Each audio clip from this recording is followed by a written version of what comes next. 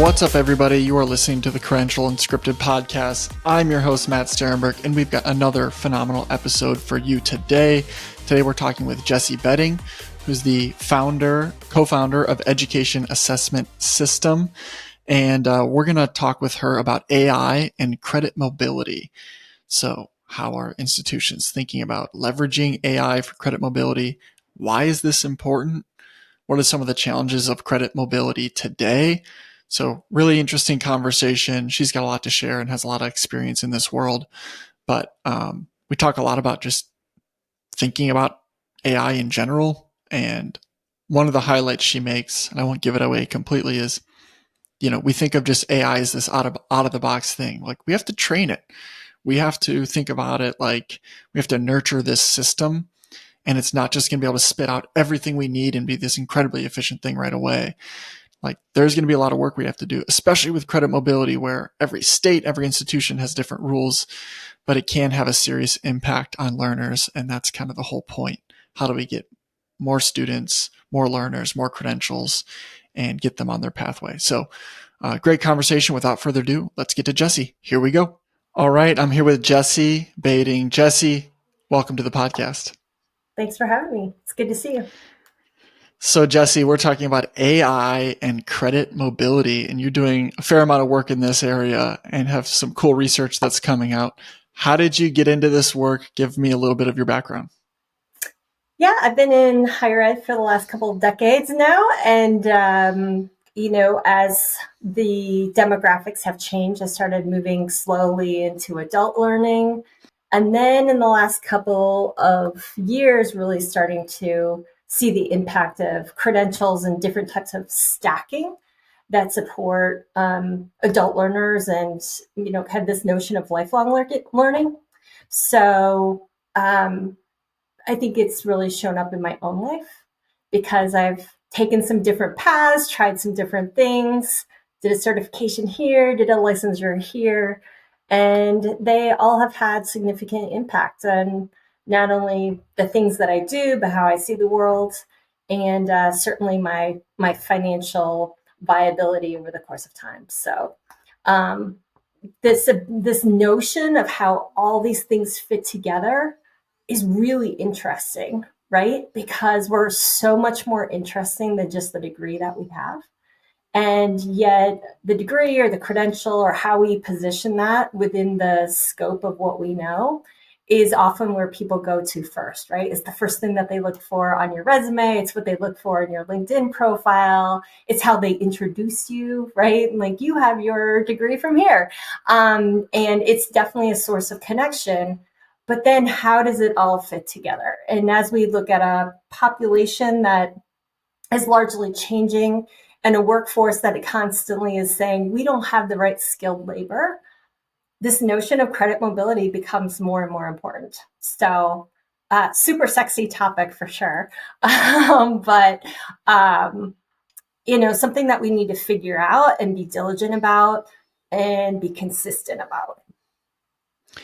Well, I think it is a sexy topic. Why not? I mean, when you frame it in the current chasm or divide between education and the workforce of, hey, we're not getting the skills that we need to fill these positions, and higher ed largely saying like, okay, how do we create those skills and competencies? How do we stand up the right programs? But also, we have been maybe giving students the right skills, but we haven't been communicating those effectively enough.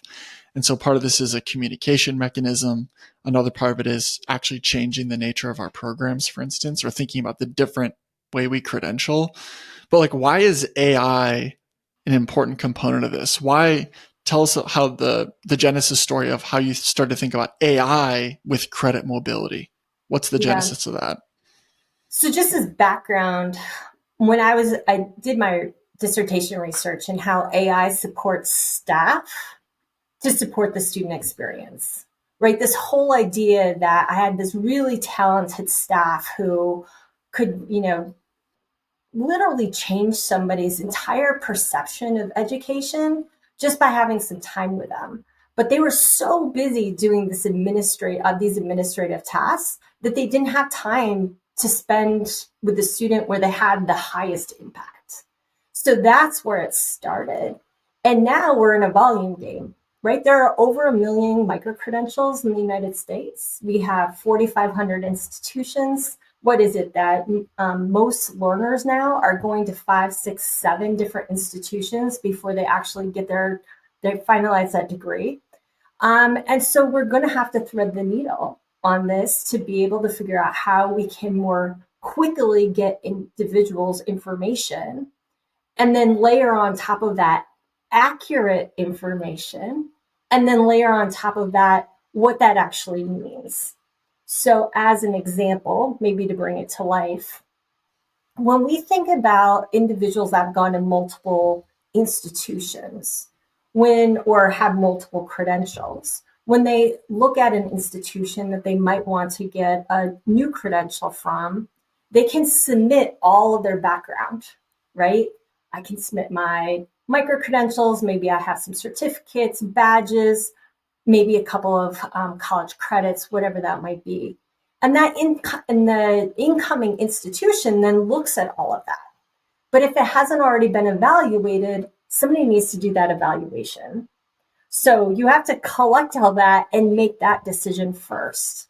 Once that's done, can you imagine if we could do that in a day or in a week instead of multiple months, right? I submit my documents today, and it takes a couple of months for people to have time to review it and say, okay, this thing that I took over here is worth this thing at my incoming institution. That's a really long timeline. What is an acceptable timeline? In a world, like in our consumer world, these timelines are shrinking, right? I return something to Costco, I expect my refund to be on my Costco receipt in seconds, right? Or in my credit card in seconds. Why won't we expect the same thing in our education journey, right? So now that I have it, so now it's been evaluated, the next element is, how does it fit, right? So it's great that you might be able to get a credit in Management 101, but how does that fit into the end credential that I'm trying to get? And there is where you really have to thread the needle, because individuals have perceptions about what kind of end credential that they want to get. Then there's what employers want and need, and then how it's all fitting together, right? So you can use the same ingredients to get a lot of different types of output. Does that make sense? I really like how you broke it down in the paper too. Obviously everyone thinks of AI as an efficiency tool, and it can be, but you really highlight that the phrase that's stuck out to me, and you just highlighted this, is meaning making, right? Not just using this as an efficiency tool, but okay, how do we get credits to transfer faster? Or how do we get the evaluation of transfer credits faster? Great. That's an efficiency that we desperately need. But then what does this communicate to me as a learner? What do I do with this information? How can it color the degree that I pursue or the pathway that I pursue? How can it bring to light new opportunities for me that I didn't know existed before? And I think that's really the power, putting it in the hands of the learner and allowing them to navigate, or at least have a menu of choices. Because what happens today, I send all my credentials in and then I'm waiting. And if you're a learner, none of that makes sense to you. You're like, you got all my documents. What are you really considering over there at this new institution? Be like, I took that course at another institution. Can't just give me some credit for it? Don't you already have these pathways mapped out or these crosswalks mapped out? It's a strange process for a student. You're like, what's taking so long? Don't you know what I should be given credit for already? And so much of it is still, not transparent. So for a learner to be able to make better sense of time to degree for these different paths, how much is it going to cost me? When can I actually complete these courses, right? Be like, this only takes a year and a half, but none of those courses are available until 2027. I think it adds so much power back to the learner that they wouldn't have previously. Yeah. And I guess I would just put a pin in the fact that I don't know that AI yet is smart enough to navigate all of that. because every institution does it completely different, right? There is no model.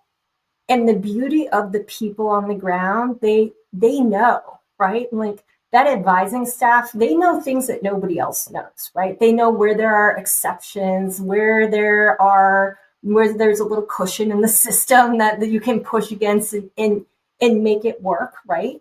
But I think that the other element is that AI provides not just power to the learner, but if we can get that initial evaluation done faster, it gives an ecosystem blueprint for the administration to be able to say, if we offered more of this class, I could actually entice more students into the system, right? It's a rising tide lifts all boats type of experience. But the reality is, to what you're saying also, is that we are living in a world that's highly consumeristic, and we're operating in an education, evaluation, credit mobility ecosystem that is a little bit dated, right? And so we're going to have to rethink how we navigate that. And I really like how you broke down in the paper as well, just the different types of AI. These are things that I think are, when you hear it, you go, oh yeah, that makes a lot of sense, but having it broken down that way. So if you're listening to this and you've heard of AI, you're dipping your toes in it, but I think it does a really good job of explaining all the different iterations of AI. I'll just highlight them briefly. There's conversational AI, which is, a chatbot, predictive AI, generative AI, which we think of typically with like ChatGPT, and then prescriptive AI, like based on what we've heard in the past, what do we predict to happen in the future? And so I think that's a good breakdown for people as well if they think about the applications of AI. What AI do we want to use for this specific task? What do we think is going to be the most beneficial for learners? But tell us a little bit more about the survey that you did. And some of the work that I've been doing with surveying and around credit mobility and how institutions are thinking about doing it, I think that there's a big disconnect in between what people understand and how they're using AI in their daily lives and how they're interacting with AI, and how that translates into the potential that we have on our college campuses. And so it's going to be really important that we kind of step back for a minute. And to your earlier point, there are lots of different types of AI. And depending on the engine that you use and whether it's a closed environment or an open environment, and the training that we're going to be doing with that AI, there is a lot of opportunity to get this right. But AI is not a time saver. If one thing that people walk away from this is that AI in and of itself is not a time saver. Properly trained AI that has really good data feeding it and is constantly being trained is incredibly powerful and will save people a lot of time. So it is really important to parse that point, because AI is like a child. You can train that child to be whatever you want it to be. It's going to have some affinity, right? But you can really hone that child to be respectful and kind and a good human being. And you can also neglect that child and it can go off the rails. And so we have an obligation to really, really understand that, and how what we put in is what is going to be what we get out. So yes, the lift that we can get from AI is substantive. It is going to take humans, and this is why I don't worry about AI taking everybody's jobs, is because it's going to take humans to really think about how it all fits together. One thing that we didn't talk about was agentic AI, where it's basically an independent, right? It's an independent being and can build and create on its own. And so if we back into that, is we want to keep everything in its lane. And so there is a reason why credit mobility right now is super hard. And that is because every institution has its own rules. We have a lot of volume of not only micro-credentials, but people, 140 million people that potentially could be using different types of credit mobility to move and be able to get new jobs or better jobs or completely different types of jobs. But we're going to have to get really, really specific on that to be able to find a little bit of volume. And that is going to start with some definitions and getting everybody's nomenclature on the same page. To your point, AI is not AI is not AI. There's a lot of different elements of it. And then really thinking about what we're trying to do. Are we trying to make it better for the student? Are we trying to make it better for the institution, for the employer? All of those things can fit together, but whoever is the primary, you're going to build that system a little bit different, I think. I love the AI as a child analogy. And it's clear, Jesse, you fall within the nature versus nurture. It's nurture. You got to nurture the AI to get the results. But like thinking about that analogy, I was like, oh, AI could really be this employee that's been around a long time, right? When the employee starts, you have to train him or her, make sure that, they have all the right inputs, that they know how the system works, all that stuff. It's not just inherent, to the AI. Yep. But then over time has all this institutional knowledge that you've gotten. It doesn't forget. That's the beauty. They don't take another job, and you can run a lot more through it. So I think that's a really good framing for people of just thinking like, we're onboarding this new employee, happens to be AI, but we have to give it everything that we would give someone that was going to do this position is, I think, an interesting framing. Yeah. When I work with faculty, I often talk about it as a TA. It's your teaching assistant, right? When you first have your teaching assistant, they don't really know how you like to do grading and how you like to work with the students. But in short order, they understand that this is how you do your grading. But it takes some interaction, right? They're not just going to be able to read your mind, and it takes coaching. So that's why it's really, really important that people understand that there is a training component to this. And we have a responsibility to be actively engaged when we're working with new potential products. Is how do you train your product? Where is the data coming from? How do we know that it's our data and not somebody else's data? And it isn't even about PII, which everyone gets really excited about, right? It is about this notion that you can train the child on what I want it to know, or we can train it on what my entire neighborhood wants it to know, and there might be a lot of variation in that. One of the differentiations you make in the paper as well is differentiating the difference between credit mobility and the transfer of credits. I think there's, for you to ask me, what's credit mobility? I would say maybe like, I don't know, how you get credits from one area to the next, but you really highlight the difference between credit mobility and just the transaction of credit transfer. Tell us a little bit more about that. Yeah. I think we often conflate the two, right? That, to your point, that it is, well, I took this class here and I get credit here. So AP, IB, CLEP, I went to a community college, I went to another university or college, I'm transferring it to this institution. Yeah. And so there's a notion of like, these things match. I took financial accounting here, you're offering financial accounting here. These two things should be a fit. That's not always the case, right? Because there is a notion that as you are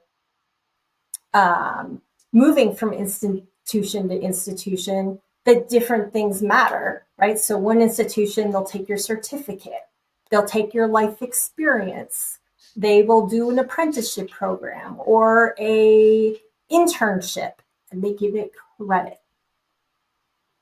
If we're not able to move that currency, right? If you think of that learning as currency, it makes it really difficult for learners to move from one institution to the other.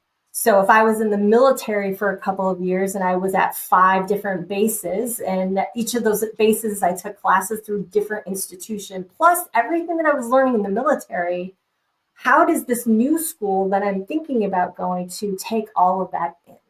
That is credit mobility, right? And being able to move and be able to know that it has value. If you think of the old days, and there will be some people listening to this that will remember doing a study abroad, perhaps in Europe, or going traveling in Europe, when every time you got to a new country, you had to change and do a currency exchange, right?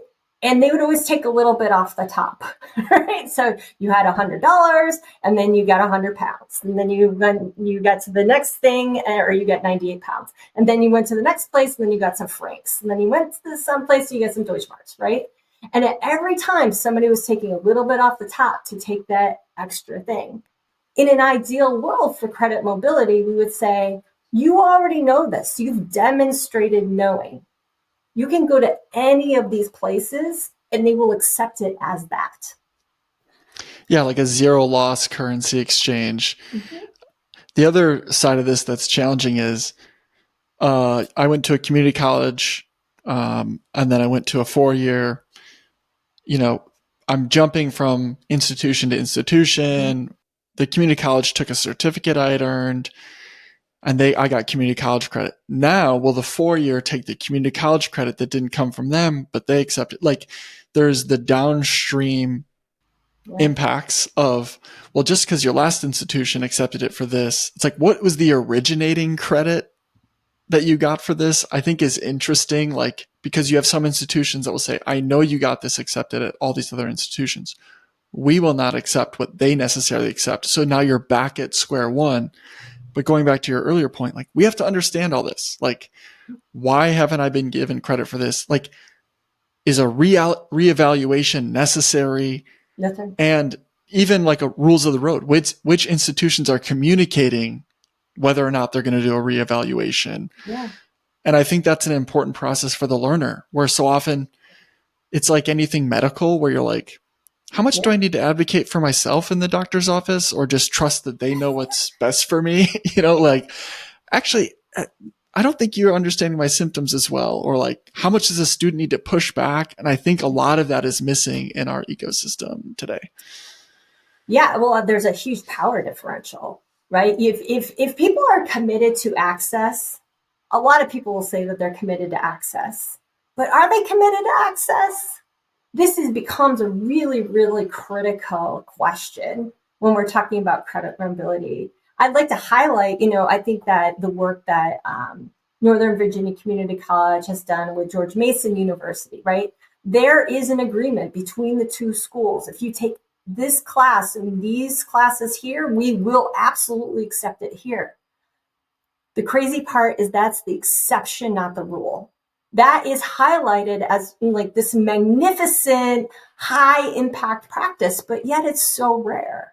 We have states that have actually put in policy that says that you need to accept the credit, but the way that it's written, the destination school actually has the final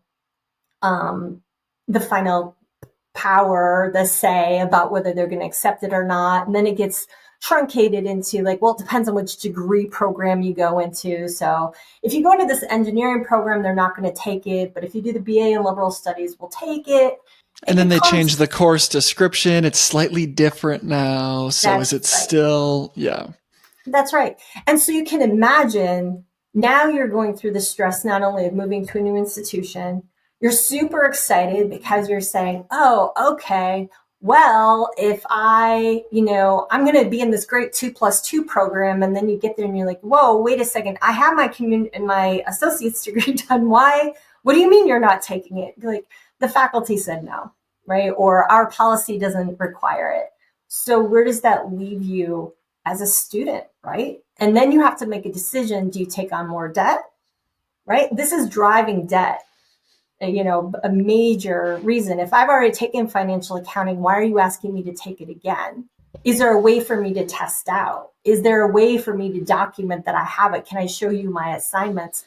But all that burden is falling on the learner. It's not falling on the institution. And so what we know, I mean, the Kale statistics are pretty strong. People who are have their former learning recognized or their former experiences recognized are 3 times more likely to graduate. They're more likely to take more classes. They're more likely to be confident. And so, you've got access, you've got confidence, you've got this notion that you want people to be learning in whatever element it can be. But then you also think about the ecosystem costs, where the individuals are sitting in classes, and maybe dual enrollment is another example. So if you took dual enrollment in the high school versus dual enrollment on the college campus, some colleges will accept it both. Some will only do it some ways, depending on how it's written on the transcript. And you have all of these like kind of weird, strange rules. How does this happen though? Because we don't have a unified language. And so we all have different nomenclature. So there's so many layers to this whole thing to peel back, right? Of what happens. So at the end of the day, who loses at the end of the day? Actually, the society loses, because everybody's contributing in, ideally, into the system where we're having an educated society. But you're taking credits, they don't count. How does it work? What does it mean? And that's, these pathways now are showing really great opportunities. So you do something in high school, then you move into an internship program, then you move into the community college or the college, and everybody has an agreement. That's pretty great.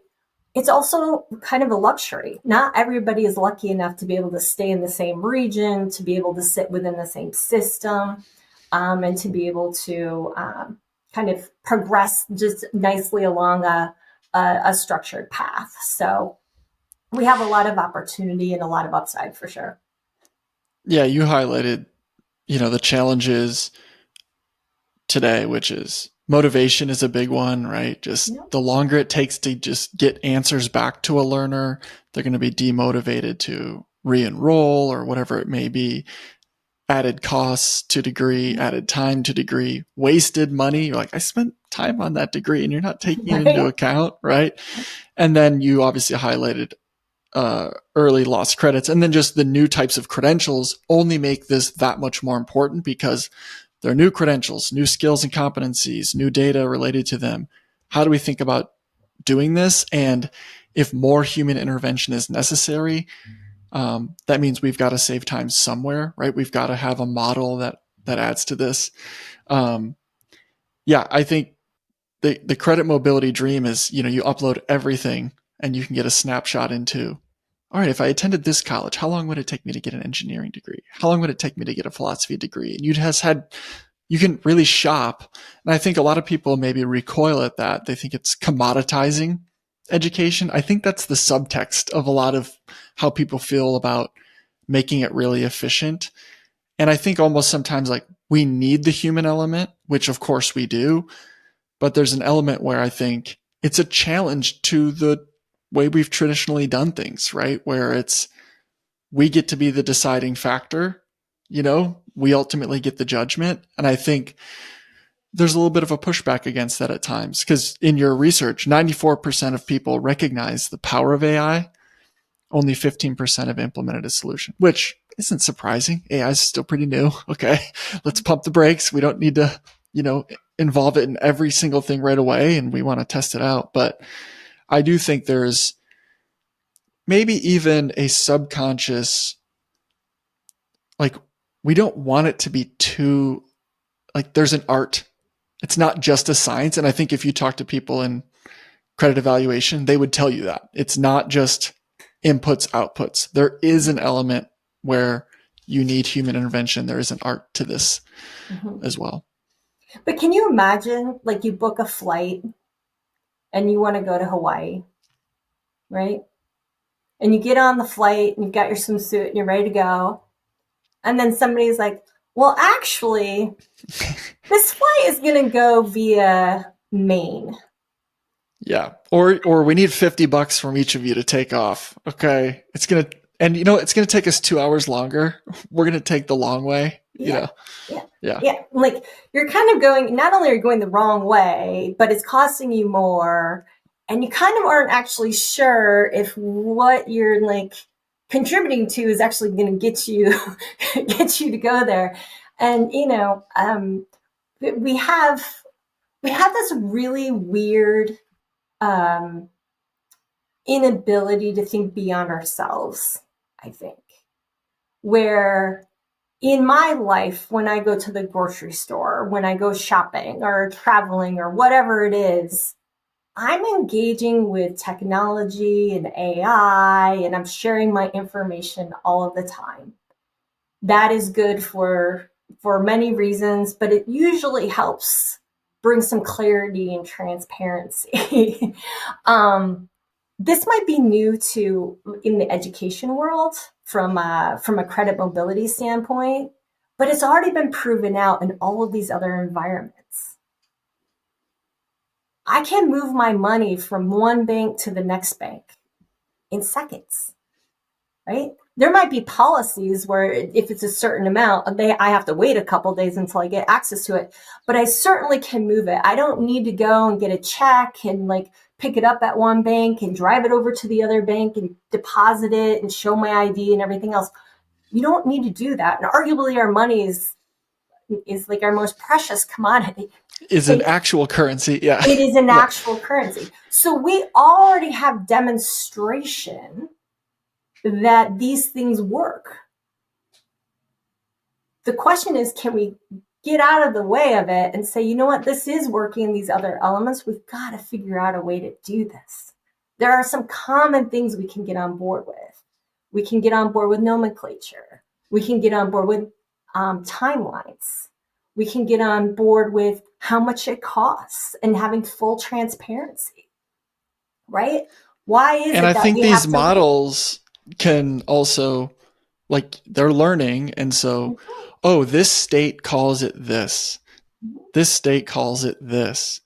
We see that you've accepted 99% of credits when it's called this, but you call it this. Mm-hmm.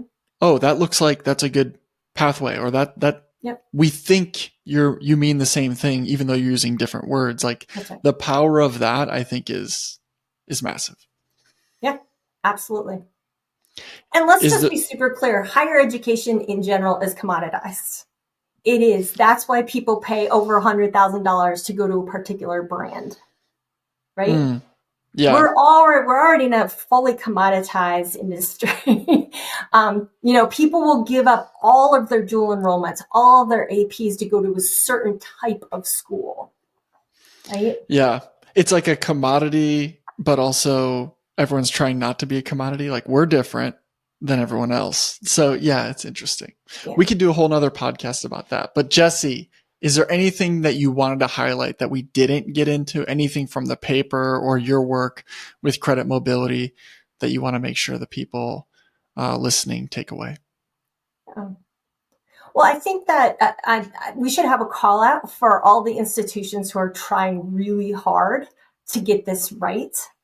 And that there's a lot of people that are invested in making it work. The reality is that we all actually have to get on this train and move it in the same direction. And so I think it's more of a call to action of being able to say, AI is here to stay. We need to figure out how to make it work within our own context. AI has incredible value for credit mobility. And there's no excuse that we don't look at that. And that credit mobility needs to be more than course to course, right? Credit mobility is everything that the individual knows that they're bringing to bear to bring it into the institution to reduce the time and cost to completion, whatever that credential is. And it benefits everyone. Credit mobility is a rising tide and everyone can win. And so this isn't really about quality, and it's not about losing dollars. It's really about accepting the fact that this is good for everyone, and it's a huge opportunity maker. Jesse, really appreciate you joining me. And I think what you're saying too is, now's the time where we can craft what this means for higher ed, what it means for institutions. So let's take control rather than sitting back and waiting for it to, this is going to sound more dystopian, before AI controls us. But there is an element of, no, let's get in there and let's dictate to it what we want it to be and how it can help us serve learners and serve our institution as well. Absolutely. So that is our episode. Thank you to Jesse for joining us and sharing some of her wisdom and insight. Hugely important, credit mobility. How do we get students on the right pathway? How do we, balance rigor, access, transparency as it relates to credit mobility? And then how do we start to think about using tools like AI and not being scared of AI, not just thinking about it as an efficiency tool, but thinking about it, how do we, yes, use it for efficiency, but how do we create a better environment and ecosystem for learners to better understand what they're doing and how to make the right choices for where they're going to go. So really great conversation with Jesse, and really appreciate her joining. Our next episode is going to be with Sean Vanderzeel, President and CEO of the National Association of Colleges and Employers, and he's going to tell us a little bit about the 2025 job outlook for graduates. I think that'll be fascinating. How important is skills-based hiring? Do employers think that students are well prepared to work? And what should education know about labor, and what should labor know about education? So really interested in that one. But like and subscribe. Appreciate you all listening. I'll talk to you all real soon. Goodbye.